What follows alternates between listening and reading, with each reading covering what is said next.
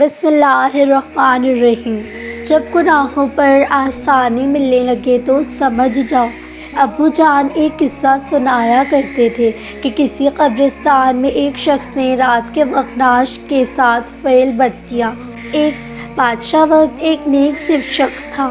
اس کے خواب میں ایک سفید پوش آدمی آیا اور اسے کہا کہ فلاں مقام پر فلاں شخص اس گناہ کا مرتکب ہوا ہے، اور اسے حکم دیا کہ اس زانی کو فوراً بادشاہی دربار میں لا کر اسے مشیر حبس کے عہدے پر مقرر کیا جائے۔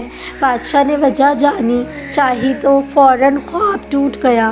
وہ سوچ میں پڑ گیا۔ بہرحال سپاہی روانہ ہوئے اور جائے وقوع پر پہنچے۔ وہ شخص وہیں موجود تھا۔ سپاہیوں کو دیکھ کر وہ بوکھلا گیا اور اسے یقین ہو گیا کہ اس کی موت کا وقت آ پہنچا ہے۔ اسے بادشاہ کے سامنے حاضر کیا۔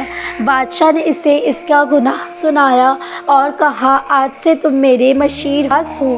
دوسری رات بادشاہ کو پھر خواب آیا تو بادشاہ نے فوراً اس سفید پوش سے اس کی وجہ پوچھی کہ ایک زانی کے ساتھ ایسا کیوں کہا آپ نے؟ سفید پوش نے کہا، اللہ کو اس کا گناہ سخت ناپسند آیا، چونکہ اس کی موت کا وقت نہیں آیا تھا، اسی لیے تم سے کہا گیا کہ اسے مشیر بنا لو تاکہ وہ عیش میں پڑ جائے اور کبھی اپنے گناہ پر نادم ہو کر معافی نہ مانگ سکے، کیونکہ اس کی سزا آخرت میں طے کر دی گئی ہے۔ مرتے دم تک وہ عیش میں غرق رہے گا، اور بلکہ خوش بھی ہوگا کہ جس گناہ پر اسے سزا دی جانی چاہیے تھی، اس گناہ پر اسے اعلیٰ عہدہ مل گیا۔ سوا سے گمراہی میں رکھنا مقصد تھا۔ ابو اٹھے، میرے سر پہ ہاتھ رکھا اور کہا، بیٹا، جب گناہ پر آسانی ملنے لگے تو سمجھ لینا کہ آخرت خراب ہو گئی اور توبہ کے دروازے بند کر دیے تم پر۔ میں سن کر حیران رہ گیا۔ اللہ رب العزت عمل کی توفیق عطا فرمائے، آمین ثم آمین۔ کیا آپ جانتے ہیں کہ پہلے 3 سیکنڈ جب آپ جاگتے ہیں تو آپ کو کچھ یاد نہیں رہتا؟ اگر آپ 15 منٹ تک حرکت نہیں کرتے ہیں تو آپ سو جائیں۔ مطالعے سے پتہ چلتا ہے کہ اگر آپ آئینے کے سامنے خود سے بولیں اور حوصلہ افزائی کریں تو آپ ذہنی طور پر مضبوط ہوں گے۔ آپ جتنے ذہین ہوں گے، آپ کو عام طور پر لوگ اس کی طرف سے اتنا ہی غصہ آنے کا امکان ہوگا، لیکن اس کے وقت کی بحث سے بچنے کے لیے خاموش رہیں۔ ایک مرتبہ شہد کی کچھ بوندیں زمین پر گری۔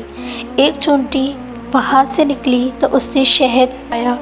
اسے وہ شہد بہت اچھا لگا۔ وہ دوبارہ لوٹ کر آئی اور پھر زمین پر پڑا شہد چاٹنے لگی۔ اس بار اسے اتنی لالچ ہوئی، اتنا اسے شہد اچھا لگا کہ وہ پورے شہد کے اندر ڈوب گئی اسے کھانے کے لیے، لیکن وہ اس میں پھنس گئی۔ اس نے نکلنے کی کوشش کی لیکن نہ نکل پائی۔ دنیا کی زندگی بالکل شہد جیسی ہے کہ اس میں جو کھوتا جاتا ہے وہ کھو ہی جاتا ہے۔ کچھ انسان چینٹی کی طرح ہیں جو اس میں کھوتے ہی جا رہے ہیں، انہیں پتہ ہی نہیں چل رہا کہ وہ اس فانی دنیا میں ڈوبتے جا رہے ہیں۔ اللہ کریم قرآن کریم کی سورہ نمبر 35 سورہ کی آیت میں نمبر 5 میں فرما رہے ہیں، اے لوگوں، اللہ کا وعدہ سچا ہے تو ہرگز دنیا کی زندگی تمہیں دھوکہ نہ دے۔ دنیا اب فنا ہوگی، کب نہیں ہوگی کچھ نہیں کہہ سکتے، لیکن ہاں، ہم سب اب بس کچھ ہی وقت کے لیے ہیں یہاں، یہ ہم سب جانتے ہیں۔ غفلت کی نیند چھوڑیے اور اپنے رب کی طرف لوٹ آئیے۔ وہ روز آپ کا انتظار کرتا ہے۔ میرا بندہ ضرور توبہ کر کے میرے پاس لوٹ جائے گا۔ اس کے پاس رو رو کر معافی مانگ لیجیے۔ جو کچھ بھی کیا سب کی سچی معافی مانگے اور روز اس کے آگے خود کو جھکائیے۔ یقین مانیے، اس کی شان کے واقعی 5 وقت کی نماز بھی کم ہے۔ وہ اتنا رحیم ہے کہ دن بھر بھی سجدے کریں تو کم ہوں گے۔ اللہ کریم ہمیں دنیا کی جھوٹی محبت سے باز رکھے، آمین ثم آمین۔ یہ ویڈیو کسی کو غفلت کی نیند سے اٹھا کر جگا سکتی ہے۔ ہو سکے تو اس سے زیادہ شیئر کیجیے۔ اسکرین شاٹس لے کر واٹس ایپ پر اپنی فیملی سے بھی شیئر کیجیے۔ یہ بہت پیارا صدقہ ہے جو آپ بآسانی کر سکتے ہیں۔ جزاک اللہ خیر۔